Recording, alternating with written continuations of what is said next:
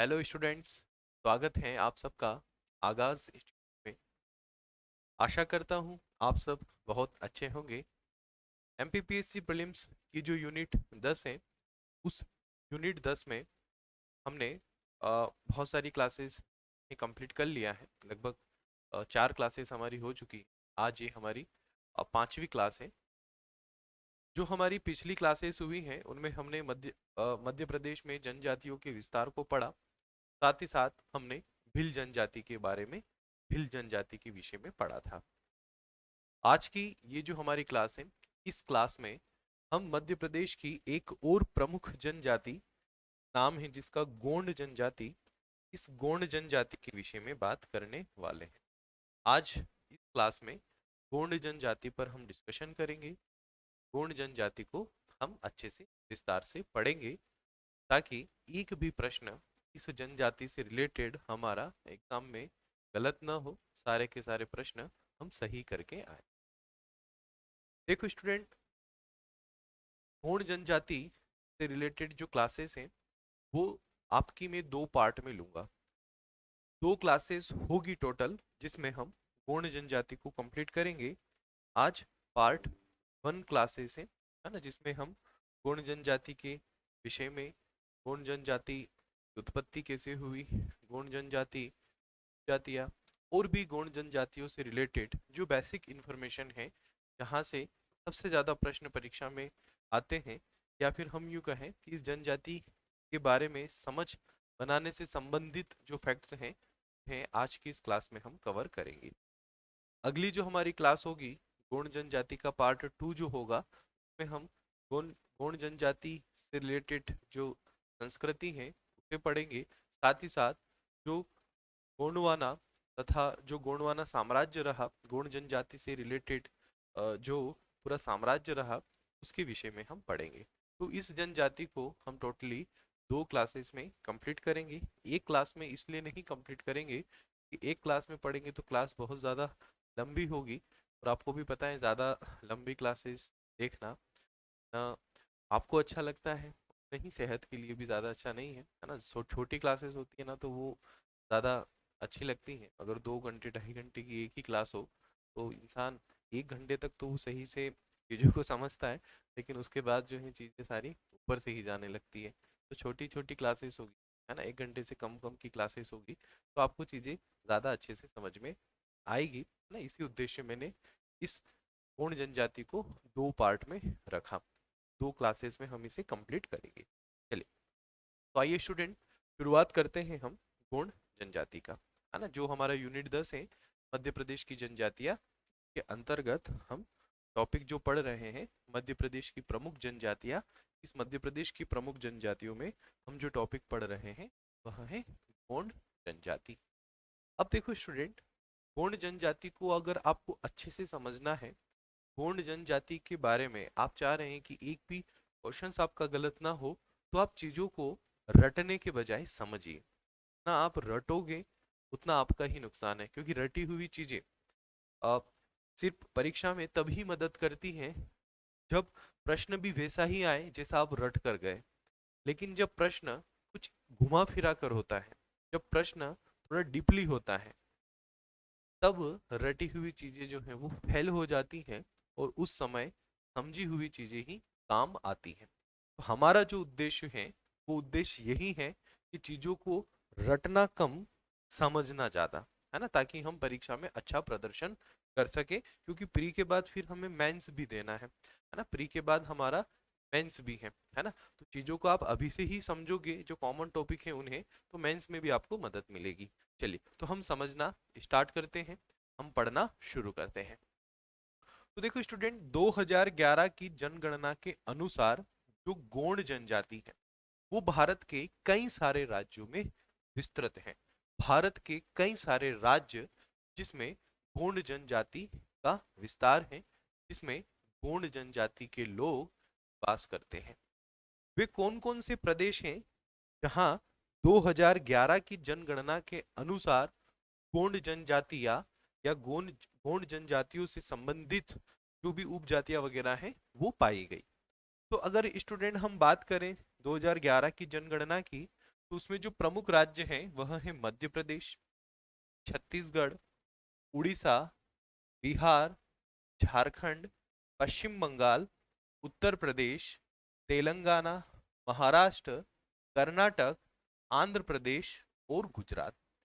ये वो राज्य हैं जिन राज्यों में गोंड जनजाति पाई जाती है। देखो मैं ये कह रहा हूं कि गोंड जनजाति पाई जाती है, अन्य राज्यों में भी गोंड हो सकता हो, वो पाए जाते हो, परंतु वहां पर उस गोंड जाति को जनजाति का दर्जा प्राप्त नहीं है। ये वे राज्य हैं जहां पर गोंड जाति को जनजाति का दर्जा प्राप्त है। मैंने यूपी पर गोला बनाया, इसके पीछे भी एक कारण है।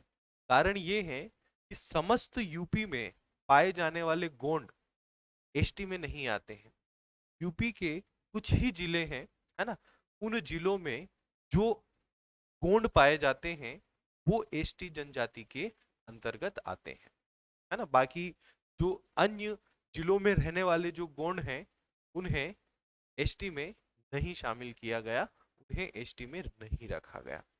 ठीक है स्टूडेंट, तो हम उन राज्यों की बात कर रहे हैं जहां पर गोंड जाति को एसटी का दर्जा प्राप्त है, जहां गोंड जाति एसटी अर्थात अनुसूचित जनजाति के अंतर्गत आती है, अनुसूचित जनजाति के अंतर्गत गिनी जाती है। तो 2011 की जनगणना के अनुसार ये वो राज्य हैं जहां गोंड जनजाति क्या है, विस्तृत है। इन सारे ही राज्यों में यूपी को छोड़कर, देखो यूपी पे गोला इसलिए बनाया था क्योंकि परीक्षा में प्रश्न एक ऐसा भी पूछा जा सकता है कि निम्न में से कौन सा राज्य ऐसा है जहां पूरे राज्य में गोंड को एसटी का दर्जा प्राप्त नहीं है, तो वो है उत्तर प्रदेश।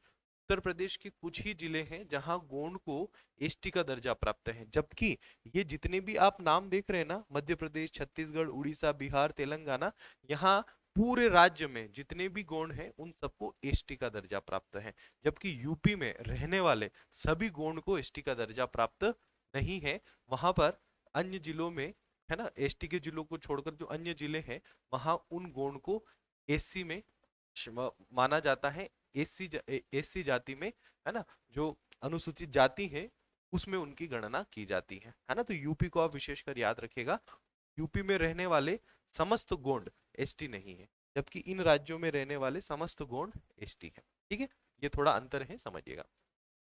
अब यदि हम मैप के माध्यम से समझें, यदि हम मैप के माध्यम से देखें कि आखिर में हमारे हमारे भारत में गोंड जनजाति का विस्तार कहाँ कहाँ है ना, कहाँ कहाँ गोंड जनजाति जो है वो रहती है, तो आप इस मैप के माध्यम से भी थोड़ा समझ सकते हैं। इस मैप के माध्यम से भी एक थोड़ा आपको आइडिया हो जाएगा कि भारत का ये जो पूर्वी हिस्सा है ना, भारत के पश्चिमी हिस्से में गोंड नहीं है ना, भारत के पश्चिमी हिस्से में गोंड नहीं है। भारत का ये जो पूर्वी हिस्सा है, भारत के इस पूर्वी हिस्से में गोंड जनजाति है ना, भारत के इस पूर्वी हिस्से में गोंड जनजाति है। यहाँ पश्चिम बंगाल में भी आपको देखने को मिलेंगे, है ना, जहां पर ज्यादा एकदम ग्रीन दिख रहा है ना, यहाँ पर ये जो आपको बीच में स्पॉट दिख रहा है, इसमें भी आप देखेंगे यहाँ पर बहुत गहरा ग्रीन है। तो गहरा ग्रीन का मतलब यहाँ पर ज्यादा आबादी है किसकी, गोंड की, है ना, मतलब 1 लाख से भी ज्यादा आबादी यहाँ पर है, जबकि ये वो स्टेट है जहां पर गोंड है तो है परंतु वो संख्या में कम है ना, यहाँ पर सर्वाधिक। अब यहाँ पर कौन सा क्षेत्र आता है ना, अगर मैं मैप की भी बात करूं तो आप मैप में देखकर ही थोड़ा एक अनुमान लगाइए कि यार जो भारत का मैप होगा तो इस वाले क्षेत्र में कौन कौन से राज्य आते होंगे। तो ये वाला जो एरिया है आप सब जानते हो कि यहाँ हमारा मध्य प्रदेश है ना, भारत का जो दिल है, यहाँ पर मध्य प्रदेश आता है और यहीं पर ये छत्तीसगढ़ भी है।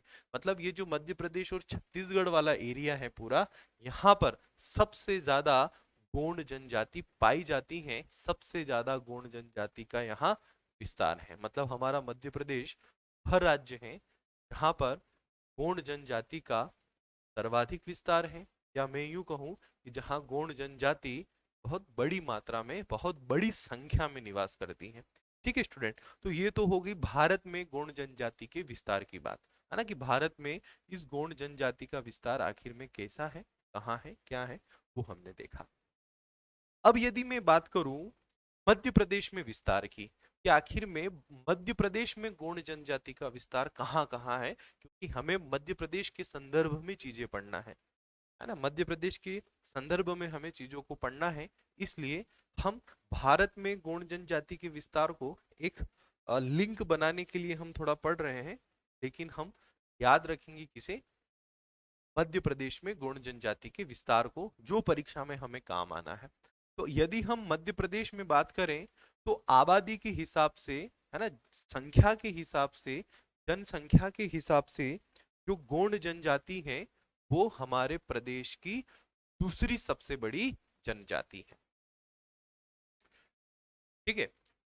और अगर हम संख्या की बात करें तो संख्या है 50,93,124। हालांकि ये आंकड़े, ये सारी चीजें हम पिछली क्लासेस में भी पढ़ चुके हैं। मध्य प्रदेश की कुल एसटी आबादी में यदि हम गोंड का प्रतिशत देखें तो वह है लगभग 33.25%, है ना, लगभग 33.25% गोंड जो है मध्य प्रदेश में पाए जाते हैं, मध्य प्रदेश की कुल एसटी आबादी का। वहीं यदि हम जिलों की बात करें कि हमारे मध्य प्रदेश में कौन कौन से जिले हैं जहां पर गोंड जनजाति जो है वह निवास करती हैं, तो देखिए स्टूडेंट, आप इस मैप के माध्यम से समझ सकते हैं हमारे मध्य प्रदेश के वो कौन कौन से जिले हैं जहां गोंड जनजाति निवास करती हैं। तो यदि हम जिलों की बात करें तो जिले हैं छिंदवाड़ा, मंडला, बैतूल, सिवनी, डिंडोरी, बालाघाट, जबलपुर, अनूपपुर, सिंगरौली, शहडोल, अ, रायसेन, दमोह, होशंगाबाद, नरसिंहपुर, सीधी, सागर, उमरिया, कटनी, पन्ना, सतना, सीहोर, देवास, हरदा, पूर्वी निमाड़ और भोपाल। 2011 की जनगणना की हम बात कर रहे हैं। 2011 की जनगणना के आंकड़ों के अनुसार मध्य प्रदेश के ये वो जिले हैं जहां पर एसटी जनजाति के अंतर्गत जो गोंड जनजाति है वो यहाँ निवास करती हैं। ठीक है। अगर हम जिलों को देखें तो ये मैप में आप उन जिलों को देख सकते हैं कि आखिर में वो जिले जो भी हमने नाम लिए वो कहाँ विस्तृत हैं। तो ये वाला जो पूरा एरिया है ना, ये वाला जो पूरा क्षेत्र है ना, मध्य प्रदेश का, ये पूरा एरिया जो है इसमें गोंड जनजाति बड़ी मात्रा में निवास करती हैं। अन्य जिलों में भी निवास है, मतलब ऐसा नहीं है कि यहाँ बता दिया तो उज्जैन में कोई गोंड व्यक्ति नहीं रहता है, यहाँ बता दिया तो कोई शिवपुरी में नहीं रहता है, रहता है। लेकिन हम बात कर रहे हैं मूल, है ना, जब मैंने आपको मध्य प्रदेश में जनजाति विस्तार पढ़ाया था तब भी मैंने आपको बताया था कि निवास करती हैं, उससे मतलब ये है कि ये एरिया इनके मूल हैं, जहाँ के ये मूल है ना। बाकी तो अन्य क्षेत्रों में भी लोग रह रहे हैं, है ना, गोंड जनजाति के लोग।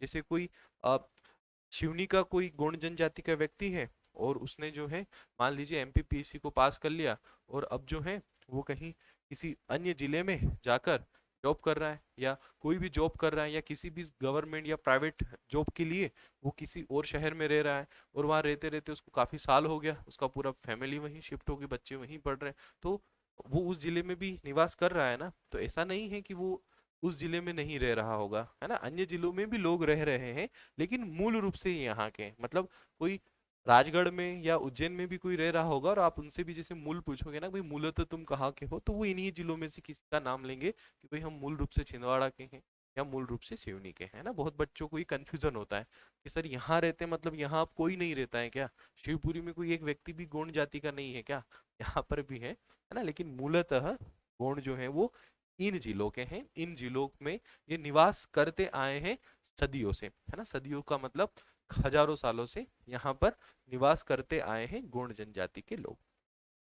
अब देखो मैंने कहा था ना कि हमें चीजों को समझना है, हमें चीजों को रटना नहीं है ना। ये सारी चीज, ये सारी बातें तो आपको सब कुछ हर कोई बताएगा, किताबों में भी आप लिखा हुआ देखोगे, लेकिन जो मेन बात हम समझने वाले हैं उस पर आप ध्यान देना कि आखिर में गोंड जनजाति का विस्तार यहाँ उत्तर में क्यों नहीं है और गोंड जनजाति का विस्तार यहाँ पश्चिम में क्यों नहीं है। तो देखो उत्तर में क्यों नहीं है ये तो हमें समझ में आता है जब हमने पिछली क्लासेस ली थी हमारे जनजाति विस्तार से रिलेटेड, तो वहां मैंने आपको बताया था कि जनजातियों का विस्तार मध्य प्रदेश के दक्षिण में है, उत्तर में कम है। उत्तर से जैसे जैसे दक्षिण में आते हैं जनजातियों का घनत्व बढ़ता जाता है। उसके पीछे के क्या कारण हैं, उन कारणों को भी मैंने आपको समझाया था कि आखिर में क्या कारण है कि जो जनजातियों का घनत्व है वो दक्षिण में ज्यादा है। तो उसी प्रकार से क्या कारण है कि इस वाले क्षेत्र में गोंड नहीं है, क्या कारण है इसके पीछे, है ना। उत्तर में क्यों नहीं वो तो हमें समझ आया, लेकिन यहाँ पश्चिम में गोंड क्यों नहीं बसे।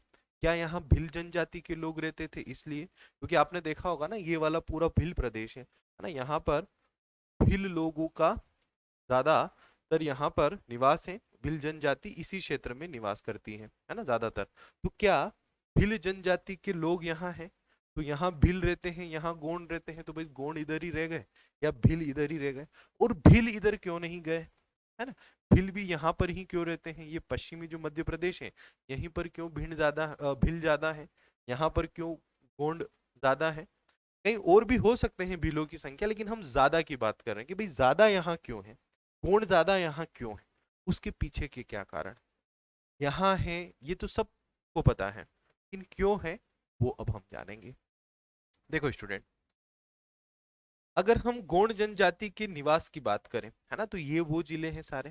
अब एक और चीज जो आप स्कूलों से पढ़ते आए हो, या सॉरी, हाँ स्कूलों में भी जब ये सारी चीजें थी, है ना, वहां पर भी इन चीजों को देखा है। और यदि हम सब्जेक्ट में बात करें तो अपने किताबों वगैरह में ये फैक्ट तो अवश्य पढ़ा होगा कि जो गोंड जनजाति है वो नर्मदा के दोनों छोरों पर, है ना, नर्मदा के दोनों किनारों पर मुख्यतः निवास करती हैं। देखो ये नर्मदा, है ना, ये नर्मदा का जो अनूपपुर से नर्मदा निकलती है अमरकंटक से, और कुछ इस प्रकार से बहती हुई नर्मदा आती है। तो नर्मदा का एक छोर, दक्षिणी छोर, यहाँ पर भी गोंड निवास करते हैं, और नर्मदा का जो उत्तरी छोर है यहाँ पर भी गोंड जनजाति निवास करती है। मतलब नर्मदा के दोनों ही ओर, उत्तरी किनारे पर भी और दक्षिणी किनारे पर भी गोंड जनजाति निवास करती है ना। ये आपने कई बार फैक्ट सुना भी है, पढ़ा भी है, ठीक है। हाँ, हम जो बात कर रहे हैं वो ये बात कर रहे हैं कि आखिर में गोंड इस क्षेत्र में ही क्यों, गोंड इस क्षेत्र में ही क्यों। तो देखिए स्टूडेंट, समझिएगा फैक्ट्स को, चीजों को समझिएगा कि आखिर में ऐसा क्यों। गोंड शब्द जो है ना, या गोंड जनजाति जो है ना, वो जनजाति मुख्यतः उन प्रदेशों में निवास करती हैं जो प्रदेश हरे भरे हो, जहां पर ऊंचे और घने पहाड़ हो। जबकि जो भिल जनजाति है वो वहां निवास करती हैं, जो जंगलों में तो निवास करती हैं, जो पहाड़ों पर तो निवास करती हैं, लेकिन कौन से प्रदेशों में, तो याद करो मैंने आपको भिल जनजाति में भी बताया था कि भिल जनजाति मुख्यतः सूखे प्रदेशों में रहना पसंद करती है। ज्यादातर आबादी आपको भीलों की राजस्थान में भी देखने को मिलेगी, है ना। ये जो इस एरिया से लगता जो राजस्थान है, गुजरात है, महाराष्ट्र है, ये जो पूरा सूखा प्रदेश है, इस प्रदेश के मुकाबले वहां पर आपको भिल जनजाति देखने को मिलेगी। तो भिल जनजाति जो कि मुख्यतः सूखे प्रदेशों की जनजाति है, या मुख्यतः सूखे प्रदेशों में निवास करने वाली जनजाति है। जबकि जो गोंड जनजाति है, अभी आगे मैं आपको बताऊंगा कि आखिर में इनका जो आगमन उत्तर भारत में कैसे हुआ दक्षिण भारत से। तो जो गोंड जनजाति है वो मुख्यतः उन प्रदेशों में रहना पसंद करती हैं, या मुख्यतः उस प्रदेश की जनजाति है जो प्राकृतिक रूप से हरा भरा हो, जहां पर हरे भरे वृक्ष हो, ह- हरे भरे पहाड़ हो। मतलब गोंड जनजाति का विस्तार आपको सूखे प्रदेशों में नहीं मिलेगा। गोंड जनजाति जो है वो कौन से प्रदेशों में निवास करती है, मुख्यतः हरे प्रदेशों में, है ना। मुख्यतः मैं बात कर रहा हूं, सामान्यतः नहीं, मुख्यतः हरे प्रदेशों में गोंड जनजाति निवास करती हैं। अभी हमने भारत का जो मैप देखा था कि भारत में गोंड जनजाति निवास कहाँ करती है। अब आप गोंड जनजाति की निवास की ये लोकेशन देखिए, और आप मुझे बताइए कि क्या ये पूरा का पूरा एरिया भारत का वो नहीं है क्या, जहां पर हरा भरा प्रदेश हो, है ना। इसमें जितना भी एरिया आ रहा है ना, ये वो एरिया है जहां अच्छी खासी वर्षा भी होती है, और जहां पर अच्छा खासा हरा भरा ये एरिया है, मतलब हरा भरा प्रदेश है। ये सूखा प्रदेश है, इधर इधर राजस्थान में आ जाएंगे, गुजरात में आ जाएंगे, इधर रेगिस्तान और सब सूखा प्रदेश आपको मिलेगा। यहाँ ऊपर तो भैया बर्फीला है, लेकिन अगर हम हरे भरे वृक्षों की उनकी बात करें तो पश्चिम के मुकाबले पूर्व आपको ज्यादा वर्षा वाला, ज्यादा हरा भरा, जो 12 ही महीने हरा भरा रहे, ऐसा आपको देखने को मिलेगा। हमारा जो पश्चिमी मध्य प्रदेश है ये भी हरा भरा है, लेकिन ये कब, जब वर्षा ऋतु वगैरह होती है तभी मतलब यहाँ हमें हरियाली देखने को मिलती है। गर्मी वगैरह में तो आपने देखा होगा कैसा सूखा है। हमारे इधर के जो पहाड़ हैं वो भी कैसे सूखे सूखे पहाड़ हैं, पूरा सूखा प्रदेश है। लेकिन वहीं अगर हम भारत के इस हिस्से की बात करें, या वहीं हम मध्य प्रदेश के इस हिस्से की बात करें, तो मध्य प्रदेश का ये वो हिस्सा है जहाँ पर वर्षा भी ज्यादा होती है, जहाँ पर जो सतपुड़ा रेंज है वो वहां पर वृक्ष वगैरह हरे भरे भी आपको देखने को मिलेंगे, जो 12 ही महीने मतलब हरियाली रहती है ना। और गोंड जनजाति जो है वो मुख्यतः निवास करती है हरे भरे भरे प्रदेशों में। तो गोंड जनजाति यहाँ क्यों नहीं रही, या भील जनजाति इस प्रदेश में क्यों नहीं रही, थोड़ा तो आपको डाउट क्लियर हुआ होगा कि आखिर में ऐसा क्यों। ये चीजें इसलिए बता रहा हूँ कि आप समझ रहे हैं कि भील जनजाति का विस्तार है सूखे प्रदेशों में, तो मध्य प्रदेश का पश्चिमी क्षेत्र सूखा है, सूखा क्षेत्र है किसके मुकाबले, पूर्वी क्षेत्र के मुकाबले। गोंड जनजाति गोंड जनजाति हरे भरे प्रदेशों में निवास करना पसंद करती है, या हरे भरे प्रदेशों की जनजाति है गोंड जनजाति। तो मध्य प्रदेश का कौन सा क्षेत्र ज्यादा हरा भरा है, तो मध्य प्रदेश का ये जो दक्षिण पूर्वी क्षेत्र है ना, ये ज्यादा हरा भरा है। आप मध्य प्रदेश का भूगोल जब पढ़ेंगे तब आप वहां देखेंगे कि इस क्षेत्र में वर्षा भी ज्यादा होती है, यहाँ पर जंगल भी ज्यादा है ना। बालाघाट देखा है ना आपने, कितने जंगल, ये पूरा जंगलों वाला एरिया है, हरे भरे जंगल है ना, हरे भरे जंगलों की हम बात कर रहे हैं, पूरा हरे भरे जंगल है। और गोंड जनजाति जो है का डीएनए ही शुरू से ऐसा रहा है, ये सूखे प्रदेशों में निवास नहीं करते, ये हरे भरे प्रदेशों में निवास करते हैं, है ना। ये हरे भरे प्रदेशों की जनजाति है। ठीक है स्टूडेंट, तो मध्य प्रदेश के इस क्षेत्र में गोंड आबादी ज्यादा होने के पीछे के ये कारण है ना, कि ये एरिया जो है पूरा हरा भरा प्रदेश है। तो इससे क्या होगा कि परीक्षा में जब आपका एग्जामिनर आपसे पूछेगा ना कि निम्न में से मध्य प्रदेश के किस जिले में गोंड जनजाति निवास नहीं करती है, ऑप्शन होगा मंडला, जबलपुर, रायसेन, और एक और ऑप्शन होगा गुना। तो अब आपको जिले याद नहीं है कि कहाँ जनजाति निवास नहीं करती है, लेकिन आपने अगर मेरी इस बात पर गौर कर लिया होगा कि सूखे प्रदेशों में जनजाति गोंड जनजाति नहीं निवास करती, गोंड जनजाति का निवास है मुख्य हरे भरे पर्वत, हरे हरा भरा प्रदेश। गुना चूंकि चूंकि उत्तर में भी है, गुना क्योंकि अन्य 3 जिलों के मुकाबले, है ना, जो अन्य 3 जिले हैं उनके मुकाबले गुना जो है सूखा है। तो आप तुक्का भी लगा कर आओगे ना, तो उस तुक्के की भी सही होने के 100% चांस रहेंगे, है ना। तो ये चीजें इसलिए समझाई जाती हैं ताकि आपके तुक्के भी सही जाए। नहीं पता है जिले तो भी आप ऑप्शन, जिस ऑप्शन को चुनो वो ऑप्शन आपका सही ही हो, है ना। तो बिल्कुल दिमाग में आप इस मैप को, इस लोकेशन को बिठा लो कि गोंड गोंड जनजाति जो है मध्य प्रदेश में कहाँ निवास करती है। आगे मैं आपको और क्लियर करूंगा इन चीजों को, ठीक है। बढ़ते हैं आगे। अब गोंड जनजाति के बारे में थोड़ा समझते हैं कि आखिर में ये गोंड जनजाति है कौन, इस गोंड जनजाति का क्या अस्तित्व है, कि गोंड जनजाति की उत्पत्ति कैसे हुई। जैसे हमने भील जनजाति के बारे में पढ़ा था कि भील जनजाति का ये मानना है कि ये महादेव शंकर के वंशज हैं। वैसे ही अगर हम गोंड जनजाति की बात करें तो आखिर में गोंड जनजाति उत्पत्ति से संबंधित क्या बातें हैं वो समझते हैं। तो देखो स्टूडेंट, अगर हम गोंड जनजाति की उत्पत्ति से संबंधित प्रमाणों की बात करें कि आखिर में गोंड जनजाति की उत्पत्ति कैसे हुई, तो गोंड जनजाति की उत्पत्ति से संबंधित कोई भी ऑथेंटिक प्रमाण नहीं है ना, कि जहां पर स्पष्ट लिखा हो कि हाँ ये गोंड जनजाति जो है वंशज है, या गोंड जनजाति जो है इस प्रकार से का उद्भव हुआ। भील जनजाति के बारे में तो पुराणों में और जो प्राचीन धार्मिक ग्रंथ हैं उनमें उल्लेख है भील जनजाति का या निषाद जनजाति का, लेकिन गोंड जनजाति का ऐसा कहीं कोई साहित्यिक उल्लेख नहीं है। हाँ स्पष्ट लिखा हो कि गोंड जनजाति जो है ये इनकी वंशज हैं, या भगवान शिव के किसी पुत्र के द्वारा उत्पन्न संतानें हैं, ऐसा कोई स्पष्ट उल्लेख नहीं। फिर भी इन गोंड जनजाति के ही जो ग्रंथ हैं, या गोंड जनजाति में प्रचलित जो किवंदितिया वगैरह जो ग्रंथ वगैरह हैं, यदि हम उन ग्रंथों की बात करें, उन ग्रंथों को पढ़ें, तो उन ग्रंथों में जो प्राचीन देवता या जो सबसे ज्यादा पूजा जो की जा रही है, या सबसे ज्यादा जो नाम लिया जा रहा है वो लिया जा रहा है महादेव का या भगवान शिव का। तो ऐसा अनुमान लगाया जाता है, हो सकता है ये गलत भी हो, लेकिन ऐसा अनुमान लगाया जाता है गोंड जनजाति के विषय में कि ये गोंड जनजाति भी अपना पूर्वज महादेव को ही मानती है। अपना पूर्वज किसे मानती है? महादेव को। इसलिए तो महादेव को आदिदेव कहा जाता है। आदिदेव क्यों बोलते हैं महादेव को? इसलिए बोलते हैं कि भाई एक तो जनजाति जो माना जाता है कि इस धरती पर सबसे प्राचीन लोग हैं जो इस धरती पर रहते थे, है ना, इसीलिए हम आदिवासी बोलते हैं। आदिवासी मतलब जो सबसे प्राचीन, यहाँ प्राचीन समय से यहाँ वास कर रहे हैं, एक तो आदिवासी। अब वो किसकी पूजा कर रहे हैं? भगवान शिव की। तो भगवान शिव की पूजा कर रहे हैं जो इस धरती के सबसे प्राचीन लोग थे, मतलब इसलिए हम भगवान को बोलते हैं आदिदेव, है ना, सबसे प्राचीन देवता, है ना।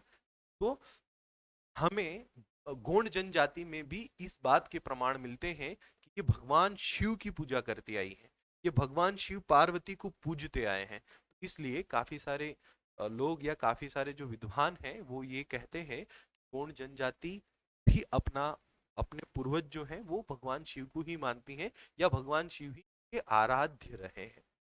वहीं दूसरी ओर हम बात करें गोंड की उत्पत्ति की, तो ऐसा माना जाता है कि इनकी उत्पत्ति द्रविड़ों से ही हुई, है ना। जो द्रविड़ वर्ग है उस द्रविड़ वर्ग की ये जनजाति है, जो कि भारत में, भारत जो दक्षिण भारत है हमारा, है ना, ये दक्षिण भारत जो है पूरा, ये इसमें मतलब द्रविड़ वर्ग आता है। आप भारत का भूगोल जब पढ़ेंगे तब आपको वहां पर पूरा बताया जाएगा, है ना। तो जो द्रविड़ वर्ग है तो उस द्रविड़ वर्ग की ही ये जनजाति है। और इन गोंडों का जो अस्तित्व है वो आर्य युग से भी पहले का है। मतलब जब हमारे भारत में आर्य युग आया, मतलब इतिहास की हम बात करें तो इतिहास कहता है कि आर्य बाहर से आए और भारत में बसे। जब आर्य बाहर से आकर भारत में बसे, उससे पहले भी भारत में गोंड निवास करते थे, है ना। जो गोंड है का अस्तित्व आर्यों के आगमन से भी पुराना है, आर्यों के आगमन से भी प्राचीन है गोंडों का अस्तित्व। अब गोंड के बारे में ये कहा जाता है कि जो गोंड शब्द है, ये गोंड शब्द द्रविड़ भाषा के कोंड शब्द से आया। मतलब ये गोंड शब्द कहाँ से आया? अगर हम इस गोंड शब्द की बात करें तो इसके विषय में स्टूडेंट ये कहा जाता है कि कोंड शब्द से आया, है ना, कोंड शब्द। और इस कोंड शब्द का अर्थ द्रविड़ भाषा में होता है हरे भरे पहाड़। मतलब वे लोग जो हरे भरे पहाड़ों पर निवास करते हैं। याद आया कुछ? अभी थोड़ी देर पहले मैंने आपको बताया कि मध्य प्रदेश का ये वो एरिया है जहां हरे भरे पहाड़ है। ये वो एरिया है जहां के पहाड़ इस इन पहाड़ों के मुकाबले हरे भरे नहीं। कोण शब्द का मतलब ही यही है, हरे भरे पहाड़ों पर निवास करने वाले लोग। तो जब भैया ये हरे भरे पहाड़ों पे ही निवास करते हैं तो ये क्यों मध्य प्रदेश के पश्चिम में जाकर सूखे प्रदेशों में रहेंगे? समझ रहे हो ना बातों को, है ना, चीजों को लिंक करना। तो कोंड शब्द जो है वो कोंड शब्द से आया, जिसका अर्थ द्रविड़ मुहावरे में होता है हरे भरे पहाड़। ऐसा कहा जाता है गोंड जनजाति के बारे में कि 5वीं 6वीं शताब्दी में ये लोग दक्षिण से गोदावरी के तट से निकलकर मध्य भारत के पहाड़ों में फैल गए, है ना। मतलब ये जो दक्षिण है ना, इस दक्षिण से ये लोग आगे आए, है ना, 4वीं 5वीं शताब्दी के आसपास ये लोग जो है आगे आए और इन्होंने आकर मध्य भारत का, जो वर्तमान मध्य भारत का जो एरिया है, इस एरिया में आकर ये जो गोंड है ये बसे। देखो इनका जो सबसे ज्यादा अस्तित्व आपको देखने को मिल रहा है, अगर हम वर्तमान की बात करें तो वर्तमान में सबसे ज्यादा अस्तित्व इनका मध्य भारत में ही है ना। सबसे ज्यादा गोंड जनजाति मध्य भारत में ही निवास करती है।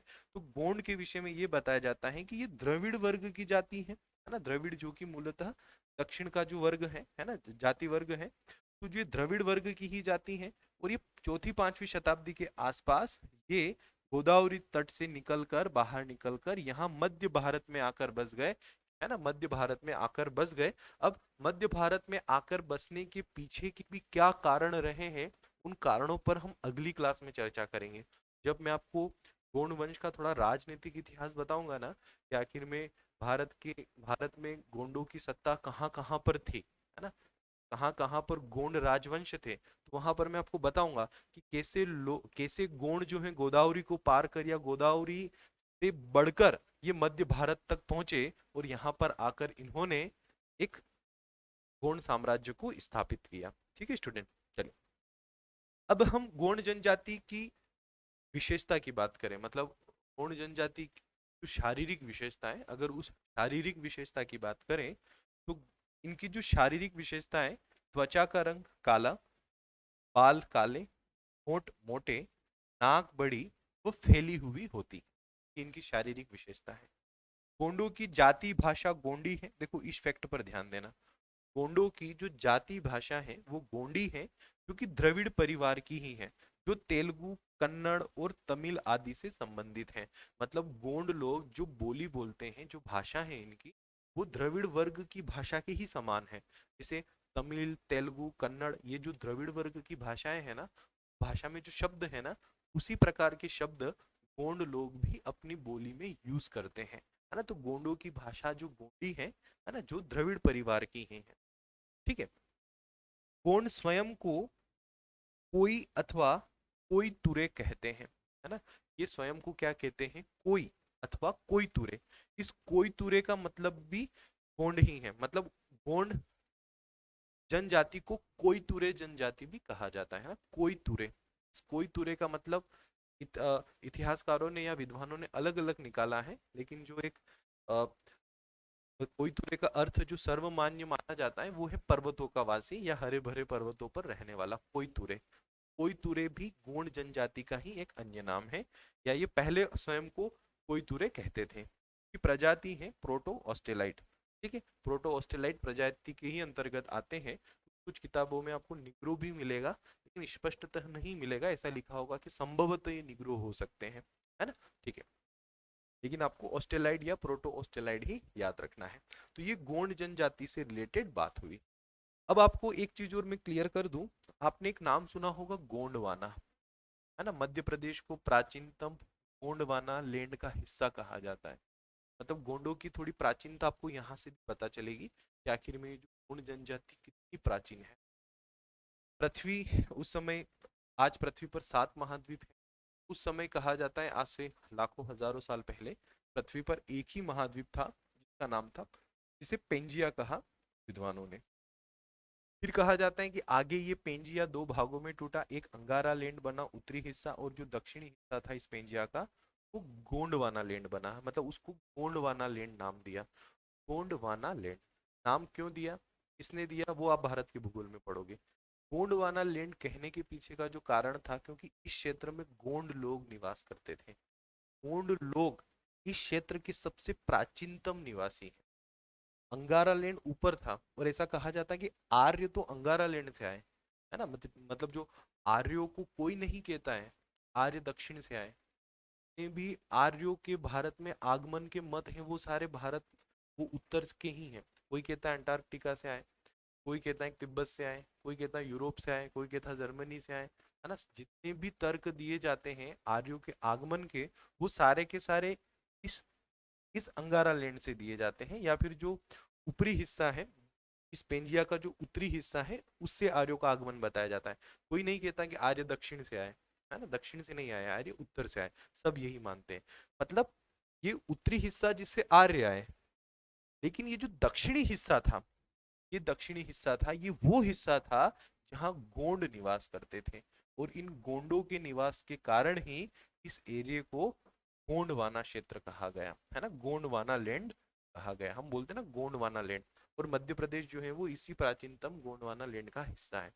पूरा भारत गोंडवाना लैंड का हिस्सा नहीं है ना। एक चीज और आप समझ, पूरा भारत गोंडवाना लैंड का हिस्सा नहीं है हमारा मध्य प्रदेश। भारत का इतिहास जब आप पढ़ोगे तो आप उसमें प्रायद्वीपीय पठार वगैरह, है ना, भारत का कौन सा हिस्सा प्राचीनतम गोंडवाना लैंड का हिस्सा है, एक टेथिस सागर के बारे में आप जानोगे, है ना, जहाँ पर हिमालय का निर्माण हुआ, हिमालय के आसपास जो मैदानी क्षेत्र बने या निकली, सब आप पढ़ोगे भारत के भूगोल में। ठीक है स्टूडेंट, चलिए। तो ये गोंडवाना शब्द भी आपने सुना और पढ़ा होगा। तो ये गोंडवाना शब्द भी इस गोंड जनजाति से ही संबंधित है, कि यहाँ पर ये लोग निवास करते थे प्राचीनतम, है ना। जो इनके अवशेष मिले हैं उससे पता चलता है कि ये वही जनजाति है, मतलब इतने साल पहले भी यहाँ निवास करते थे। ठीक है, तो गोंडवाना लैंड इस क्षेत्र को कहा गया। ये भी पता चलता है गोंडों की प्राचीनता के विषय में। ठीक है, अब यदि हम बात बात करें गोंड जनजाति की उपजातियों की, तो गोंड जनजाति की प्रमुख उपजातियां हैं। सबसे प्रमुख है अगरिया। अगरिया गोंड जनजाति की एक उपजाति है। उसके बाद है ओजा, फिर है प्रधान, फिर है सोलाहास और एक है कोयला भूतिस। ये 5 प्रमुख उपजातियां हैं किसकी? गोंड की, है ना, गोंड जनजाति की ये 5 प्रमुख उपजातियां हैं। अगर हम अगरिया की बात करें तो अगरिया जो कि लोहे का काम करते हैं, है ना, ये लोहे का काम करते हैं, है ना, जो लोहे के औजार वगैरह बनते हैं, तो लोहे के औजार वगैरह बनाना, ये सारा काम जो है ये अगरिया करते हैं, है ना। अगरिया जनजाति के लोग जो हैं इस लोहे से रिलेटेड जो काम है, कामों में ये माहिर है, कामों को करते हैं, है ना। अगरिया जनजाति जो कि उपजाति है किसकी? गोंड की, है ना, गोंड जनजाति की जो कि उपजाति है अगरिया। ये लोहासुर को अपना देवता मानती है ना, लोहासुर। ये प्रश्न एमपीपीएससी प्रीलिम्स में आ चुका है। एमपीपीएससी प्रीलिम्स में ये प्रश्न पूछा जा चुका है। आप पुराने वर्षों के पेपर उठाना, संभवतः 2015 या 2016 की पीएससी में था प्रश्न, कौन सी जनजाति लोहासुर को अपना देवता मानती है? तो लोहासुर को अपना देवता कौन सी जनजाति मानती है? अगरिया, है ना, जो कि गोंड की उपजाति है।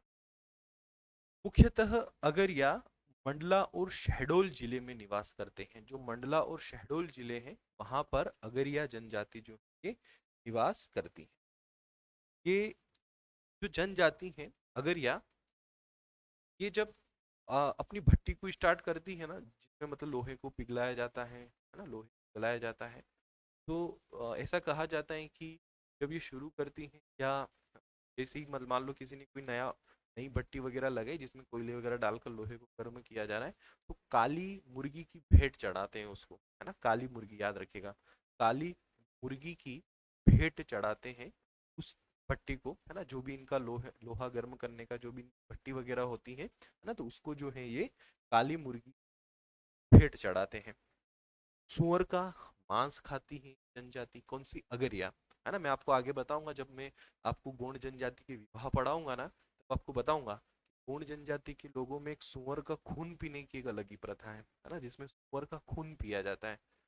अब आप सोचोगे यार ये कौन सी बात होगी, है ना, तो आप आगे पढ़ोगे, सुअर का खून पिया जाता है, सुअर का खून पीकर अपने आप को साबित किया जाता है। इस कारण साबित किया जाता है वो आप समझेंगे आगे की क्लासेस में, ठीक है। तो जो लोहासुर को देवता मानती है अगरिया, मुख्यतः मंडला शेडोल में है। अपनी भट्टी को काली मुर्गी का भेंट चढ़ाती है। उड़द की दाल, देखो काली मुर्गी, लोहा भी काला होता है, मुर्गी भी काली होती है, उड़द की दाल है वो भी काली होती है। और जो इनके देवता है लोहासुर, वो भी एक प्रकार से उनका भी जो रंग या वर्ण है इनके हिसाब से वो भी श्याम रंग ही है।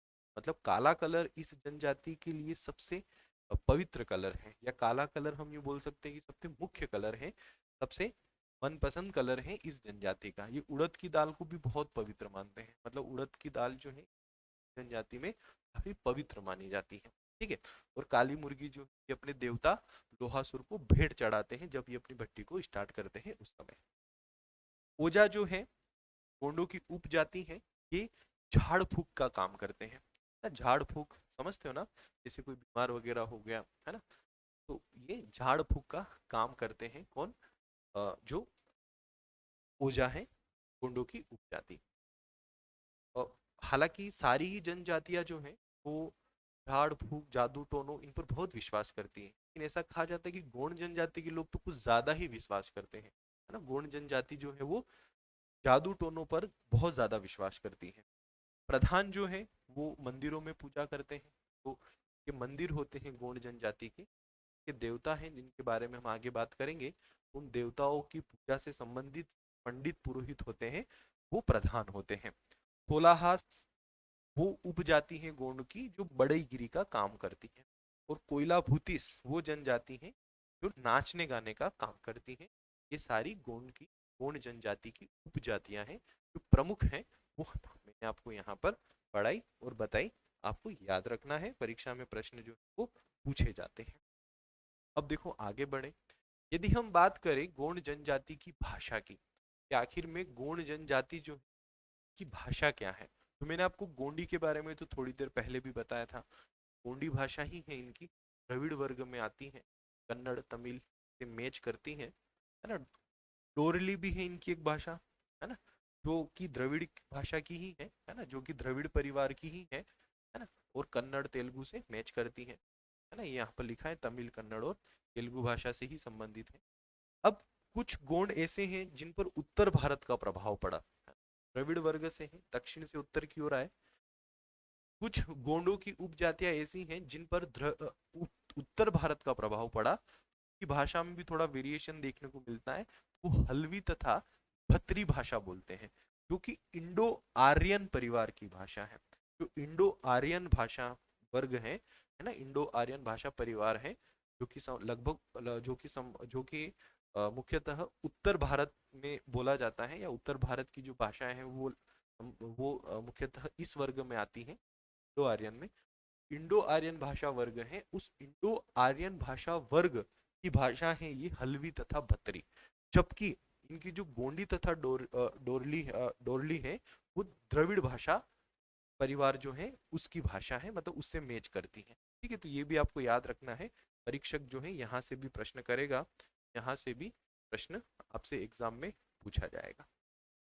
ठीक है स्टूडेंट, तो ये हो गई यहाँ पर भाषा की बात, ये हो गई यहाँ पर गोंड जनजाति से रिलेटेड प्रमुख बातें कि आखिर में गोंड जनजाति के लोग कौन थे, कैसे इनकी उत्पत्ति हुई, गोंड शब्द जो है उसका अर्थ क्या होता है, ये सारी बातें हम अब जो हमारी अगली क्लास होगी ना, हम गोंड जनजाति की संस्कृति की बात करेंगे। इसमें हम गोंड जनजाति के विवाह पढ़ेंगे, नृत्य पढ़ेंगे, नाच गाने पढ़ेंगे, साथ ही साथ हम उनके देवताओं के बारे में पढ़ेंगे, और गोंड जनजाति में जो प्रथाएं हैं उन प्रथाओं को पढ़ेंगे। साथ ही साथ हम यह देखेंगे कि आखिर में गोंड जनजाति के लोगों ने, या गोंड जनजाति के अंतर्गत जो गोंड साम्राज्य था वो कहाँ कहाँ विस्तृत था हमारे मध्य प्रदेश में। सिर्फ एक ओवरव्यू लेंगे, क्योंकि उस साम्राज्य के विषय में डिटेल में तो आप वैसे भारत मध्य प्रदेश की पढ़ने ही वाले हो, है ना। जैसे जो भी गढ़ा मंडला में जो गोंड राजवंश था, है ना, उस राजवंश की तो आप मध्य प्रदेश की इतिहास में वैसे ही पढ़ोगे, रानी दुर्गावती, है ना, रानी कमलापति, या और भी शंकर शाह, है ना, या और भी हम बात करें हृदय शाह, या उसके अतिरिक्त और भी बहुत सारे राजवंश शासक हुए हैं, सबके विषय में आप पढ़ोगे जब आप मध्य प्रदेश का इतिहास पढ़ोगे। लेकिन एक ओवरव्यू जरूर हम लेंगे कि आखिर में गोंड जनजाति जो दक्षिण से उत्तर की ओर आई और कैसे इसने अपना साम्राज्य बनाया।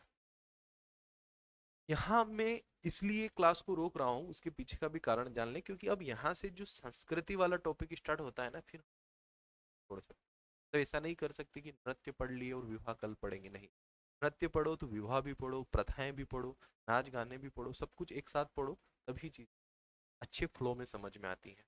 जब हम सभी पढ़ेंगे तो क्लास जो है बहुत ज़्यादा लंबी हो जाएगी, कारण जो है दो हिस्सों कर रहा हूँ, ताकि क्लास में जो इंटरेस्ट है वो आपका बना रहे। दूसरी चीज, कुछ बच्चों के मन में ये प्रश्न भी, सर क्लासेस जो है हम कम कम ले रहे हैं, कम कम का मतलब ये 40 मिनट 45 मिनट, कोई 1 घंटे की भी कोई कोई क्लास है, तो यही टाइम है, तो क्या इस टाइम से ही क्लास की जो टाइमिंग है वो यही रहेगी, तो क्या कोर्स हमारा हो जाएगा कंप्लीट।